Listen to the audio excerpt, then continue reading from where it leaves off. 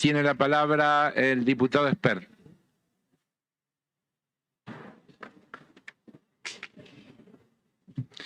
Gracias, señor presidente. Algunas consideraciones antes de hacerle algunas preguntas al ministro de Economía. He escuchado atentamente que tanto el jefe de gabinete de ministros como el ministro de Economía han hablado de la cercanía del default al cual estaría Argentina de no aprobarse este acuerdo con el Fondo Monetario. Señores, me disculpan, pero desde que a mediados de 2018 Argentina tomó el préstamo con el fondo, con el gobierno Mauricio Macri, que se sabía que en el año 2022 vencían 20.000 millones de dólares y se sabía también en el año 2023 que vencían otros 20.000 millones de dólares. Ni hablar que el Frente de Todos es gobierno desde el 10 de diciembre, así que sabe perfectamente, y más todavía, desde el 10 de diciembre de 2019, que en el 2022 vencían más de 20.000 millones de dólares y en el 2023 otros 20.000. Así que si tanto apuro había para cerrar un acuerdo con el fondo, hubieran acordado antes, hubieran enviado este proyecto de ley antes, porque este proyecto de ley, la 27612, que obliga a que los acuerdos con el fondo pasen por el Congreso, está sancionada desde hace un año. Y ahora, a 2 semanas de un vencimiento de 3.000 millones de dólares aproximadamente, se nos dice que si este acuerdo con el fondo no está sancionado por ley, Argentina va a defaultear la deuda. Falso. No hay ninguna necesidad de entrar en default con el fondo si este programa económico absolutamente inconsistente, absolutamente insostenible, que no va a solucionar ninguno de los problemas de los argentinos, no es sancionado por ley. Es más, anticipo nuestro voto negativo a este proyecto de ley. Pero repito, solo si el Frente de Todos quiere defaultear la deuda, el rechazo a la ley implica default de la deuda. Si no está sancionado este acuerdo por ley, antes del 21 o 22 de marzo, usen parte de las reservas que hay. El Banco Central dice que hay 37.000 millones de dólares de reservas. Usen 3.000 millones de dólares de los 37.000 de reservas, mientras se discute un acuerdo serio con el Fondo Monetario, un programa económico serio que solucione los problemas que tienen los argentinos. Así que el primer punto es, el default de la deuda solo lo va a hacer el Frente de Todos si lo quiere hacer. Que el Congreso rechace este programa absolutamente inconsistente no causa el default, solamente el deseo del gobierno de defaultear la deuda. Segundo punto, que ya lo hizo, que es punto, dicho sea de paso, en el cual la diputada Carla Carrizo hizo énfasis con el presupuesto, que también tuvimos el mismo problema. 3 meses estuvo el proyecto de presupuesto de 2022 durmiendo el sueño de los justos hasta que fue tratado unos 10 días antes de Navidad. Tratemos los temas serios con mucha antelación, señores. Me lo digo como diputado, se lo digo al Ejecutivo y se lo digo al resto de los colegas. No puede ser que tratemos un presupuesto una semana antes de Navidad. No puede ser que tratemos un acuerdo con el fondo que tiene que ser ley a 2 semanas de un vencimiento de 3.000 millones de dólares. Tercer comentario. Tal cual el ministro lo ha sugerido y de hecho está en el programa, el gasto público no va a bajar a lo largo de los 3 años del programa. Rigurosamente marzo 2022, septiembre 2024, 3 años casi.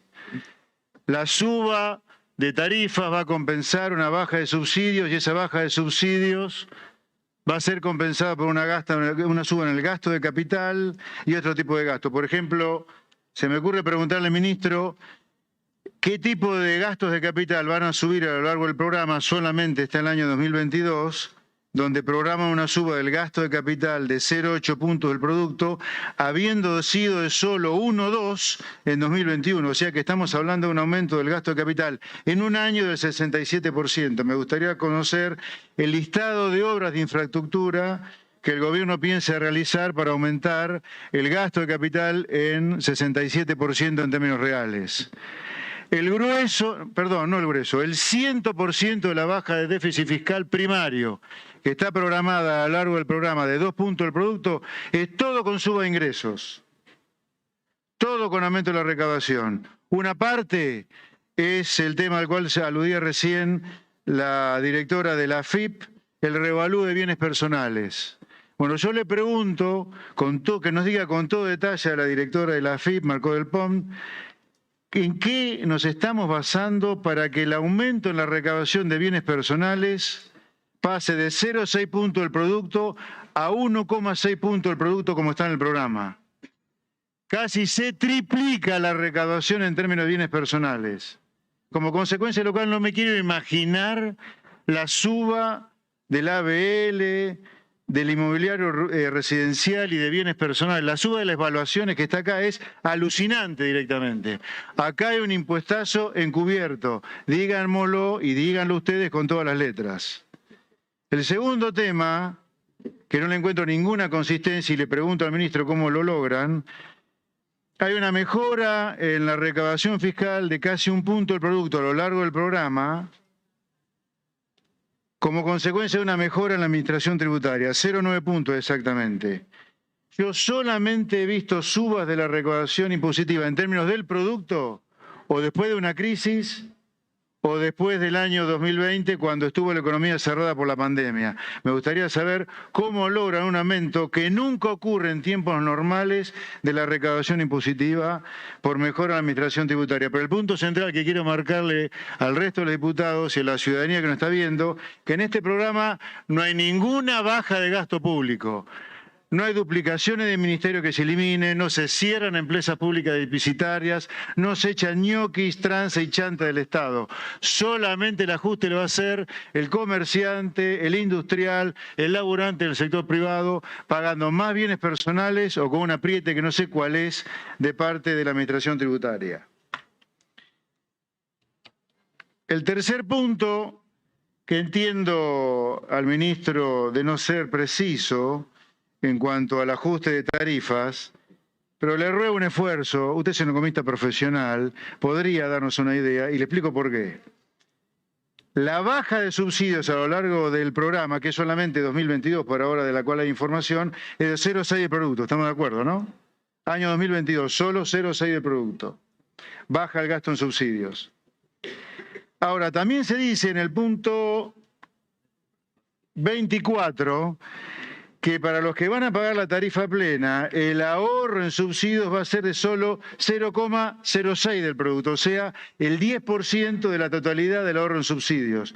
Quiere decir que el 90% en el año 2002 de la baja de subsidios se va a concentrar en los que pagan la tarifa social y los que no pagan la tarifa social, pero no la tarifa plena. Tenemos que tener alguna idea de cuál es el ajuste de tarifas que hay acá, porque si con los que van a pagar la tarifa plena, a los cuales se le va a casi triplicar la tarifa de mi estimación, vamos a lograr solamente el 10% de la baja de subsidio, no me quiero imaginar el aumento de la tarifa plena para el 40%, para los que pagan la tarifa social y para los que no pagan la tarifa social, pero no la tarifa plena. La ciudadanía, los diputados, necesitamos alguna precisión sobre qué aumento de tarifa se está aprobando acá por ley. Finalmente, una reflexión conceptual sobre la ley en sí mismo. El acuerdo con el fondo es un acuerdo muy especial. No se parece para nada a las colocaciones de deuda que hace el gobierno. Se parece más a una operación de crédito que hacen los privados cuando, por ejemplo, van a comprar su casa y el banco les exige una hipoteca sobre la casa. No hay casa sin la hipoteca. No hay préstamo del fondo sin el programa económico. Por lo tanto, el programa económico y el préstamo del fondo es una moneda que tiene dos caras. No podemos dividir las caras de la moneda, es una sola. Es más, de hecho, en el comunicado oficial del fondo lo que dice es que el board del fondo va a tratar el préstamo una vez que el Congreso apruebe el programa económico. Lo único que le interesa al fondo es el programa. Por lo tanto, no hay manera de dividir el programa con el fondo del préstamo. No hay manera. Más allá de la ley 27612 que obliga a que pase por el Congreso, ese es otro tema. Pero no hay préstamo del fondo sin que el fondo apruebe el programa. Pero como hay una ley, la oposición también tiene que aprobar el programa con el fondo. No hay manera de dividirlo. De hecho, creo que está mal formulada la ley con dos artículos. uno para el préstamo y otro para el programa. Debería ser como ese borrador que trascendió con fecha 12 de febrero, donde en un solo artículo estaba todo. El programa con el fondo y el préstamo del fondo. No hay manera de dividir algo que es una sola moneda con dos caras. No sé a quién se quiso favorecer con esto de dividir a la ley en dos artículos. Uno que separa al préstamo del programa. Es una sola cosa.